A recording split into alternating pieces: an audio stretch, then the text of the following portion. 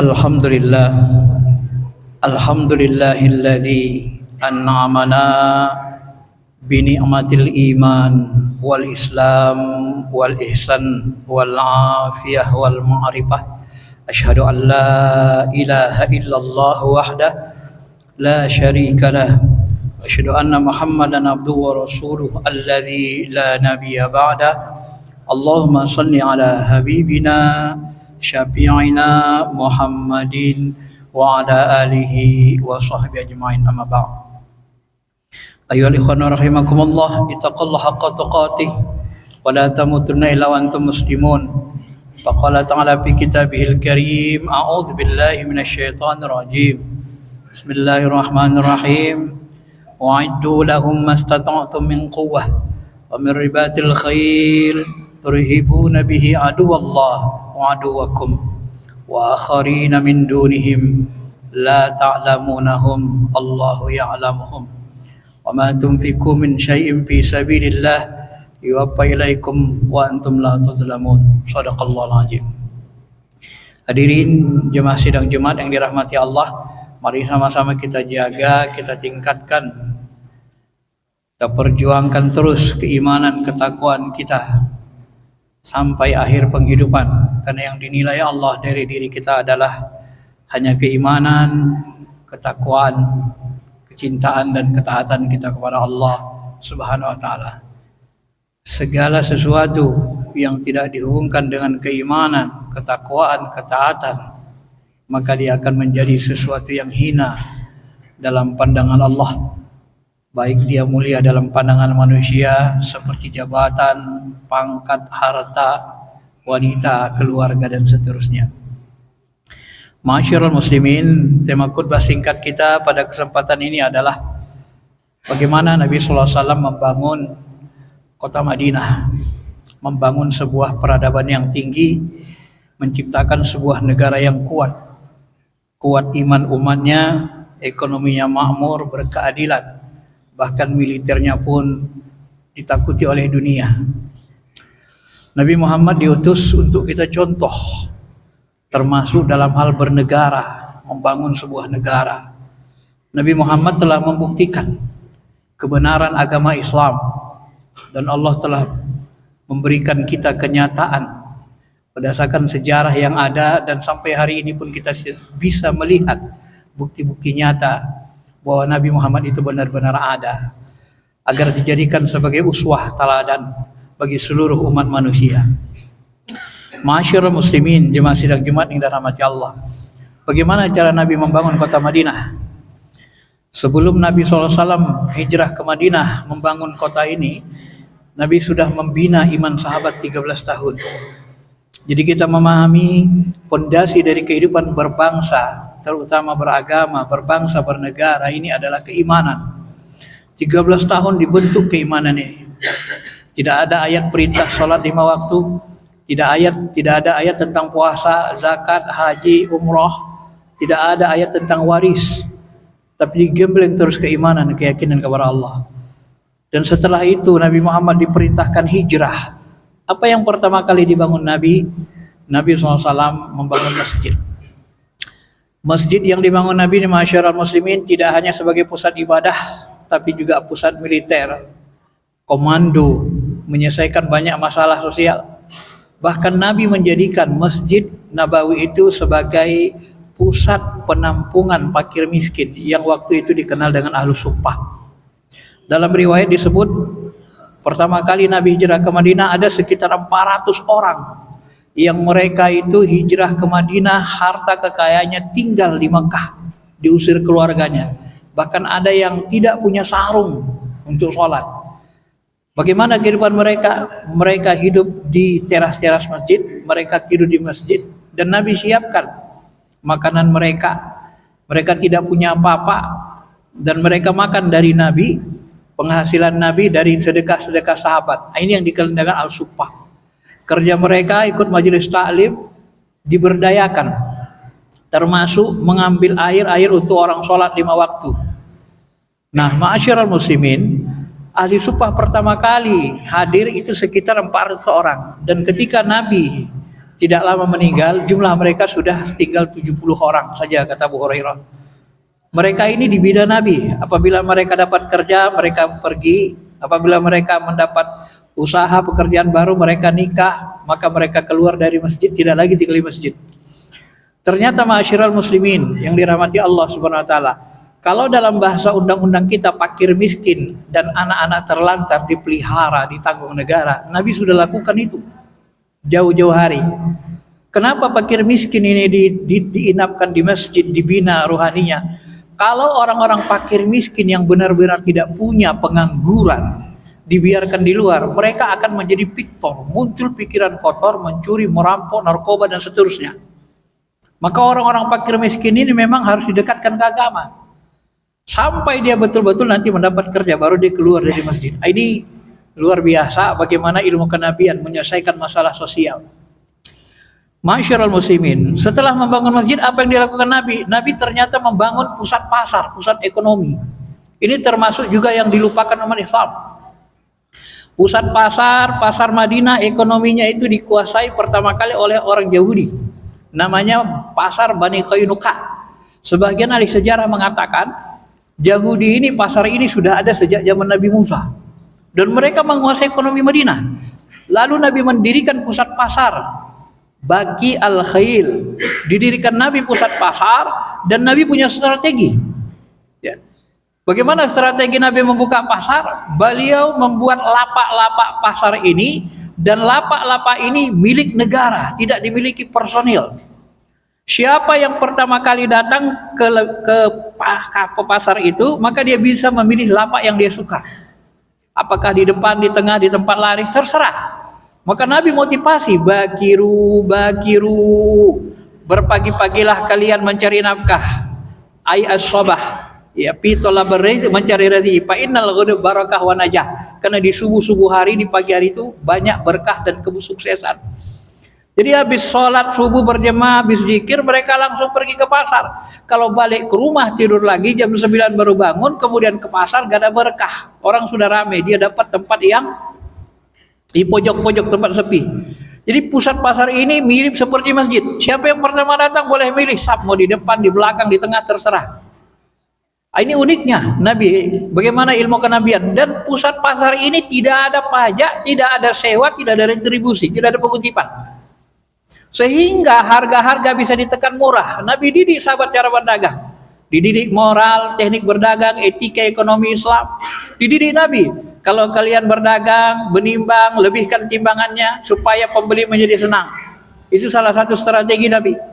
Itu diajari cara sahabat berdagang. Sehingga nanti masyarul muslimin, ekonomi Madinah ini jatuh ke tangan umat Islam. Pasar Bani Qainuqa yang sudah lebih dari mungkin 1000 tahun sejak zaman Nabi Musa katanya sudah ada, itu ambruk.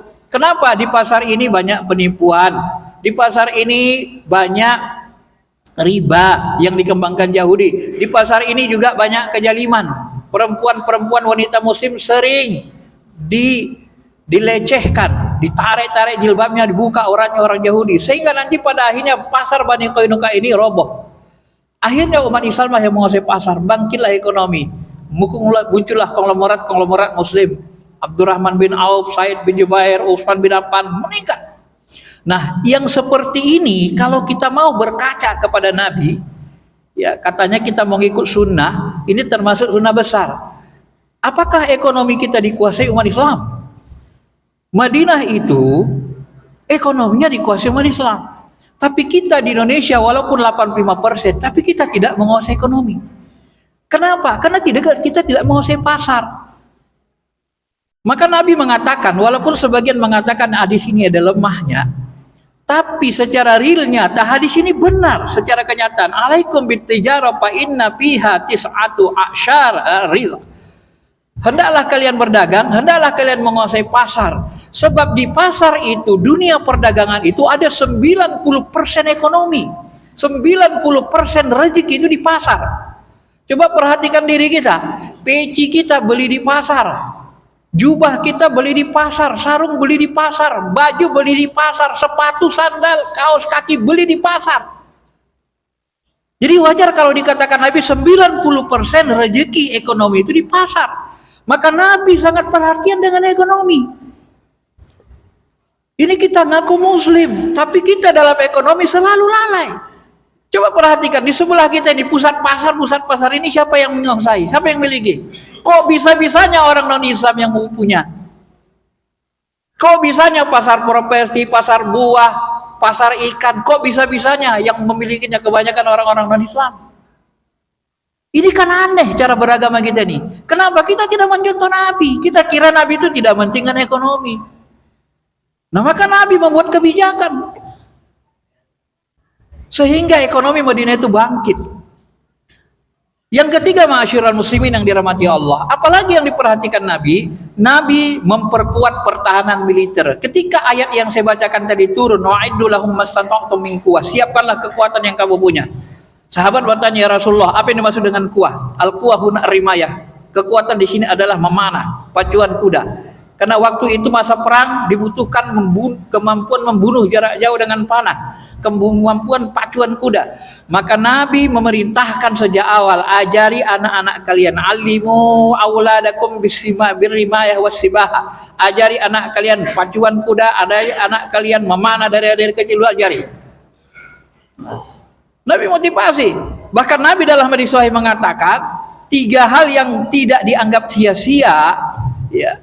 Apa itu? Walaupun dia sebetulnya main-main, iya, menjinakkan kuda, pacuan kuda, memanah, itu olahraga yang dihubungkan dengan jihad. Nabi selalu menghubungkan sesuatu yang bersifat kelihatan olahraga seperti sia-sia, tapi dihubungkan ke akhirat. Maka Nabi SAW motivasi sahabat. Pertanyaan kita, apakah panah, alat-alat militer waktu itu diimpor dari luar negeri? Ternyata tidak. Panah buat sendiri, pacuan kuda ternak sendiri. Artinya ma'asyiral muslimin, militer yang didirikan Nabi, dibentuk Nabi ini mandiri. Sejak kecil sudah jago manah, jago bunuh jarak jauh, jago mahir kuda. Maka di tahun ke-9 Hijrah, saya ingin tegaskan, waktu itu yang menjadi negara kerajaan adikuasa adidaya adalah Persia dan Romawi. Persia itu setara dengan Rusia sekarang, Romawi itu setara dengan Amerika. Tahukah kita di 9 Hijrah Nabi SAW, Romawi itu mengirim 100.000 pasukan. Ada mengatakan 40.000, ada mengatakan 100.000, akan mengatakan lagi ratusan ribu. Mengirim 100.000 pasukan militer untuk menyerang Madinah. Itu masa sulit di perang Tabuk, ekonomi sulit. Nabi mengerahkan membawa 30.000 pasukan. Dan Nabi ketika itu memotivasi pasukan untuk berjihad. Dan Raja Heraklius yang dikenal dengan Raja Adidaya hari itu, ternyata ciut nyalinya, tidak berani menyerang Madinah melihat pasukan Madinah, dan dia siap membayar upeti, menyerah. Bayangkan apa yang ingin pesan, apa yang ingin kita sampaikan. Bayangkan negara yang didirikan Nabi Madinah itu ditakuti negara adidaya, ditakuti Amerika dan Uni Soviet. Itu yang dia contohkan Nabi, bukan negara kere seperti negara kita ini. Kita mayoritas Islam, maka di tangan Nabi dan sahabat, Islam itu yu'la, ya'lu, tinggi, wala yu'alai. Tidak ada yang lebih tinggi darinya. Ditakuti dia. Raja Heraklius pun takut. Dan bahkan nanti setelah wafatnya Nabi SAW, Persia dan Romawi ditaklukkan oleh Umar bin Khattab. Makanya Umar bin Khattab itu dibunuh orang Persia, Abu Lu'lu'. Kenapa? Karena dia invasi Persia, dia kuasai Persia, menang Persia. Orang-orang Persia dendam kepada Umar bin Khattab. Dan kebencian Syiah diprovokasi orang Persia sehingga mereka benci kali kepada Umar bin Khattab. Itulah negara yang dibuktikan Allah dan Rasulnya, yang dicontohkan. Bukan negara seperti negara ini. Ya. Jadi kuat ekonominya, imannya, kuat ekonominya, kuat militernya. Kita ini serba lemah. Imannya lemah, ekonominya lemah. Termiskin di Asia Tenggara, banyak kelaparan. Terkorup lagi. Dan kita juga termasuk militernya lemah. Kapal Hindu aja nggak punya. Di masa Muawiyah sahabat sudah punya kapal perang, angkatan laut. Kita sekarang kapal Hindu nggak punya. Kalau dibilang kita nggak punya duit, kemarin ada yang rugikan negara sampai 300 triliun. Orang terkaya dari tambang itu punya 370 triliun duitnya. Itu bisa beli 2 kapal induk.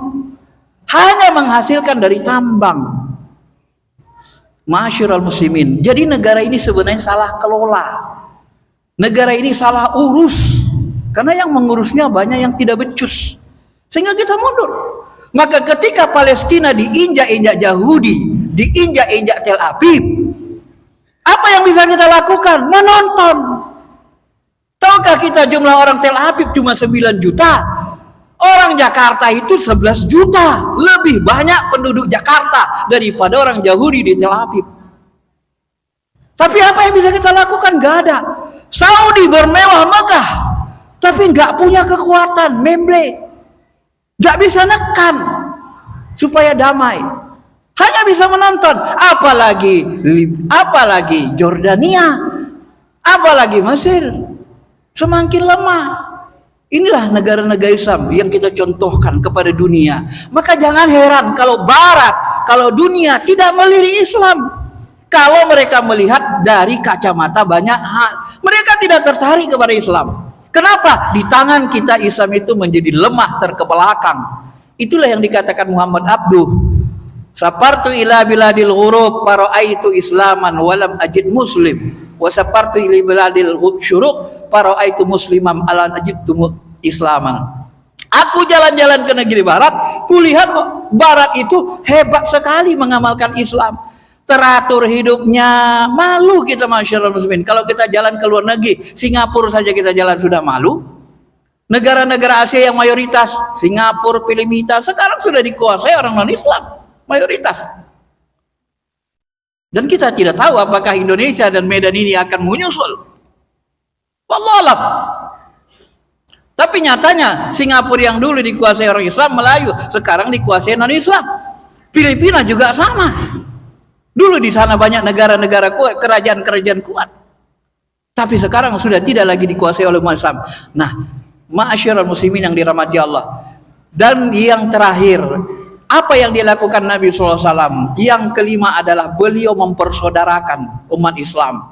Saudara angkat, kaum muhajirin, hijrah dari Mekah ke Madinah. Diambil 100 orang, dipersaudarakan. Kamu saudara angkat sama fulan, kamu saudara angkat sama fulan.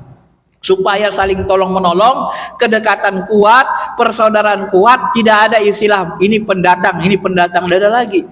Sehingga orang kaum Ansor ini terkenal, wa yu'siruna ala anfusihim walau kana bihim khasassah. Mereka selalu mengutamakan orang beriman muhajirin dari diri mereka walaupun mereka dalam keadaan susah. Saking sayangnya mereka kepada Islam. Ini persatuan itu pun sangat kuat. Inilah yang diciptakan Nabi. Akhirnya ma'asyiral muslimin, ketika Nabi SAW patun Mekah mau melaksanakan ibadah haji, orang-orang di luar Islam pun kagum melihat Nabi SAW menciptakan sebuah negara. Apa kata orang-orang kafir Quraisy? Hindun waktu itu berkata kepada Abi Sufyan, kenapa Dun? Coba perhatikan. Sekarang Muhammad tuh dia sudah menguasai Madinah dan sekarang dia bawa pasukan besar dan dia akan menaklukkan Mekah, menguasai Mekah. Ya, memang begitulah. Nah, itulah. Kamu berpikir enggak? Sekiranya Latta Ujamanat ini benar-benar Tuhan, maka tidak mungkin dia tidak bisa menolong kita melawan Muhammad. Maka hari ini sebenarnya aku tidak percaya lagi Latta Ujamanat ini Tuhan. Kenapa? Tuhan kayak apa kayak gini? Masa kita sembah, memuja-muji, meminta tolong melawan Muhammad, dia tidak bisa tolong kita melawan Muhammad? Yang benar itu Tuhan Muhammad. Coba lihat Muhammad, dari fakir miskin, dari orang kere, sekarang dia menguasai jazirah Arab. Sekarang Persia Romawi pun takut kepadanya. Itu baru benar Tuhannya. Gugur iman Hindun, gak percaya dia. Maka turun ayat Iza ja'a nasrullahi wal fath. Kalau sudah datang kemenangan yang diciptakan Allah, ditunjukkan Allah, Fara'aitan nasa yadkhuluna fihi dinillahi afwaja. Baru manusia berbondong-bondong memeluk agama Islam. Tanpa harus kita dakwai, tanpa kita suruh. Kenapa? Karena kita sudah tampilkan. Nabi tampilkan Islam itu ya'lu wala yu'lail. Tampilkan Islam itu tinggi. Maka berguguranlah iman orang kafir Quraisy. Akhirnya mereka baru masuk Islam. Kenapa kau masuk Islam, Hindun? Apa jawab Hindun? Aku bukan masuk Islam, tapi Islam yang masuk ke dalam hatiku. Gak bisa nahan aku. Begitulah bahasa yang diungkapkan Hindun. Walaupun dia orang yang paling kejam, yang memakan hati Hamzah, singa Allah, hati pakcik Nabi sallallahu alaihi wasallam, saking bencinya kepada Hamzah dan Islam. Tapi dia melihat nyata, dalam bahasa lainnya, di tangan Allah orang soleh, di tangan Nabi dan sahabat, kebesaran Allah itu nyata, melek mata kita. Itulah Islam itu. Bukan Islam yang seperti kita amalkan hari ini, yang jauh dari panggang dari api. Mudah-mudahan bisa membuat kita introspeksi diri untuk memperbaiki keadaan kita menjadi lebih baik kepada masa depan. Perhatikanlah apa yang diperhatikan Nabi yang kita jelaskan tadi. Perhatikan fakir miskin, bangun masjid. Perhatikan juga ekonomi, kuasai pasar. Karena pasar itu 90% di sana adalah ekonomi. Kemudian perhatikan persaudaraan, jangan berpecah belah, dan juga militer. Ini harus menjadi kuat sehingga kita bisa menekan negara-negara yang menjalimi umat Islam. Barakallahu li wa lakum fil Qur'anil Karim wa nafa'ani wa iyyakum bima fihi minal ayati dzikril hakim wa taqabbala minni wa minkum tilawatahu innahu al-ghafurur rahim.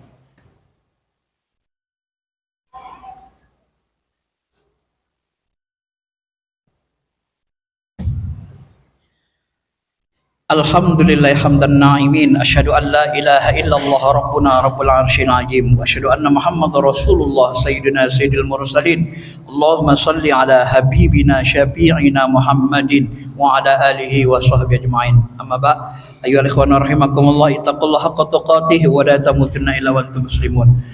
Faqala ta'ala fi kitabihil karim, a'udzu billahi minasyaitonir rajim, wa tawassaw bis sabri wa tawassaw bil haqq wa tawassaw bis sabri wa tawassaw bil marhamah. Wa qala aidan innallaha malaikatahu yusholluna 'alan nabi ya ayyuhalladzina amanu shallu 'alaihi wa sallimu taslima. Allahumma shalli 'ala Muhammad wa 'ala ali Muhammad warḍallahu khulafa'ir rasyidin Abi Bakar wa Umar wa Utsman wa Ali wa baqiyati sahabati Rasulullah ajmain. Allahumma qil muslimina wal muslimat wal mu'minina wal mu'minat al-ahya'i minhum wal amwat innaka sami'un qaribun mujibud da'wat ya qadiyal hajat. Allahumma ahsin aqibatana fil umuri kulliha wa ajirna min khizyid dunya wa adzabil akhirah. Allahumma a'izzal islam wal muslimin wa dhill asy-syirk wal musyrikin wa dammir a'da'aka ad-din.